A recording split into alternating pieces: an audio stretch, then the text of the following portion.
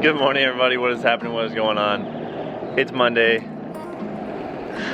so you know what day it is. But first, before we start asking questions or answering questions, I want to give a shout out to all my Canadian friends, fans, and everybody that had their seasons dramatically cut short last night or yesterday with the news that Canada will not be competing in 2020, or at least in July, at the Summer Olympics. It came out last night. The Federation decided that they're withdrawing all their athletes. And kind of a statement to the Olympic Committee, but we'll see how everything plans out. As of right now, the US is still deliberating as far as how they're gonna go about us potentially going to the Olympics. But on this Monday morning, after that gloomy stuff, give a hug to your Canadian friends and family that might not have gotten the opportunity to compete this year if the Olympics continue to go on as planned. But we're gonna answer some questions. Okay, Owen wants to know what my thoughts on collegiate athletes potentially getting another year of eligibility because of this whole coronavirus thing. And I think that it is interesting. I think that it will end up costing the universities a little bit of money in scholarships. I think that it's interesting because you have kids that might have finished their degree and don't really have anything else to study. You have kids that don't want to stay in school that long because they're going to accumulate more debt because not everybody is on a full ride. I think it's much more difficult than anybody could actually understand. Obviously they canceled college basketball, which is massive and one of the largest funding things for most schools. They canceled the entire track season before it even started. It's kind of crazy. I think that it will eventually work its way out. If I was in the college system, I would love another year outside of the college system. I think that it's hard to grant people another year, even though that's kind of the right thing to do. Rusty, everybody's handling the uncertainty pretty well. We're all continuing to train as best we can. Obviously the news about Canada isn't great for Jonathan, but we'll figure it out. Everybody else, we're continuing to work. As of right now, the trials are still on, the Olympics are still on. Hopefully they'll just be postponed and not cancel altogether. I think that would be pretty impossible for them to cancel them altogether, but you never know with what's going on in today's world. But the uncertainty, we're just continuing to train and continuing to train through it. It's not been that bad. Jacob, my stretching routine is probably less than what the majority of people would think. I basically just focus on my hamstrings. My hamstrings kind of seem to connect everything. I stretch my hamstrings and my Achilles gets better. I stretch my hamstrings, lower back feels better.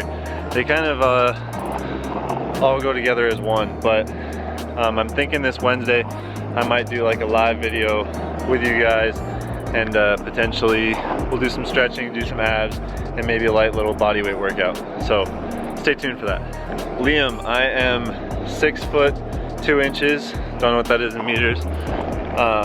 And I'm between 185 and 180. It fluctuates literally from day to day. I can be 183 one day and 180 the next. Jason, I appreciate you sticking around for all these years, all the way from 2016 from when I started. And yeah, I'm happy that I get to entertain you, and I really appreciate you commenting that. Sarah, for St. Patrick's Day, I really didn't have anything that was specifically Irish. I had a Guinness, that's about as much as I can do. I don't have the means of making a vegan corned beef. My mom did, and I heard that it was good, so maybe next year I'll be up there and my mom can make me a vegan corned beef and cabbage. Gordon, my favorite event is javelin, and it's because it was the first event I picked up outside of actually like running, just in general. My sister threw it when I was a little kid, and I kind of just learned how to throw it then. So I've always loved javelin, and it's fun. You just get to throw a spear. Who wouldn't enjoy throwing a spear as hard as you can into the ground? It's like a little kid primal, super fun thing to do. Mr. Nimble, COVID-19 hasn't affected my career at all yet. It might extend it a little bit, which could or might not be a bad thing. We'll see. If the whole Olympics thing gets canceled, I think it has some other plans that are going to be pretty fun too. Lucas, I'm glad I can bring you a little bit of joy during these these crazy times. I appreciate the comment, and I hope that you're having an amazing day. And I hope that you have a and then you watch this video because you're probably at home self-quarantined like the rest of the world, and luckily I'm gonna get that content out to you. War Day, I think that's how you pronounce your name. The lifting shoes that I use are just like Nike's actual lifting shoes, like platform lifting shoes. Personally, I think they might be a little too much for the stuff that I do, and I like being nice and low to the ground. I don't like having that big wedge underneath my foot, but they are super stable, so if you're looking for a shoe that's not going to let your foot slide around, or a shoe that's going to allow you to maximize the weight that you're moving, go for that one. If not, I really love the Metcons. They have a bunch of different versions. You can usually pick them up for relatively cheap too, so I would recommend Metcons. It does make a difference between lifting in a shoe that's meant for lifting and lifting in a running shoe. It's considerable. Mr. Skywalker, a good deck score to go pro is kind of, it's not necessarily about the score, it's about what your actual potential is. So if you were to take all your personal bests and add it up and it's below 8,000, maybe it's going to be tough to be a professional decathlete. Obviously my PB is not above 8,000, but if I add up all my PBs, I score somewhere around like 85. So am I going to be an 85 point decathlete? No, probably not, but I have the potential to be. Wade, when I jump in the pool, I don't think that it's specifically for recovery.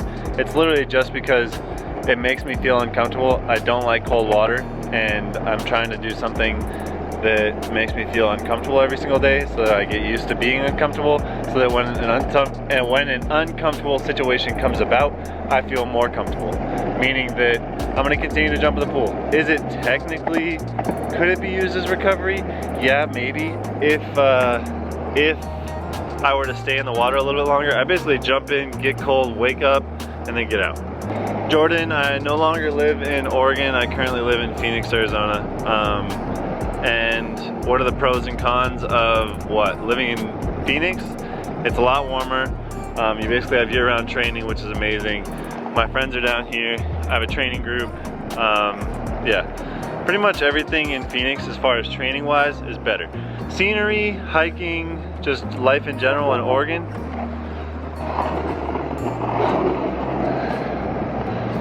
To me is a little bit better. I love Oregon. I'll always love Oregon. I love the Pacific Northwest, and hopefully someday I'll live in a van and just travel up and down the West Coast. Chicken King. What factors contributed to your decision to go to college at the University of Oregon? How did you know it was the right fit for you? So I actually made a video about this. I'll link it either up here or up here on one of the cards. But I've always wanted to go to Oregon. I started competing there when I was in middle school or elementary school or whatever it was. And so I've loved the track. I've loved everything about it. And then mainly it was the coach, right? So if you have horrible facilities, but your coach is amazing and you can get the most out of those facilities, that's what's going to make the big difference. So as long as you have a connection with your coach that's going to get you to be beneficial, and he's legitimately a good coach, or she's legitimately a good coach, most likely you'll have a good time, you'll have a good fit. Make friends anywhere, you can train anywhere. The University of Oregon was just great, I loved it, and it was close to home. Okay, back to Skywalker. What poles do I use, and are they 16 footers? Yeah, they're 490s. Those are for like, not my full approach yet. I'll be on 5 meters at 5/10s from a full approach would be my guess once the season starts back up again.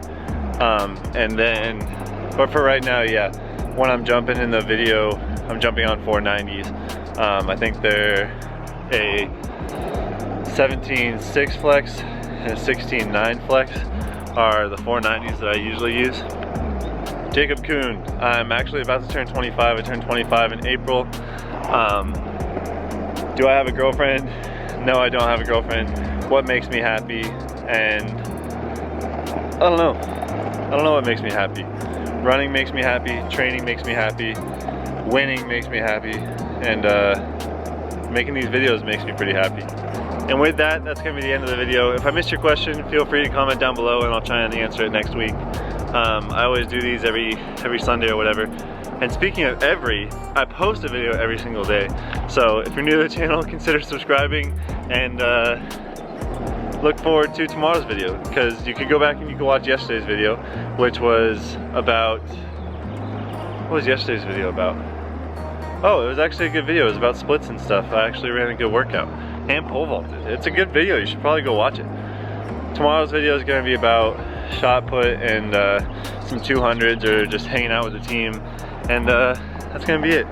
Go give your Canadian guy a nice head nod, because we're not going to hug each other. We're not going to give each other high fives, because that would be kind of against the whole point of not going to the Olympics.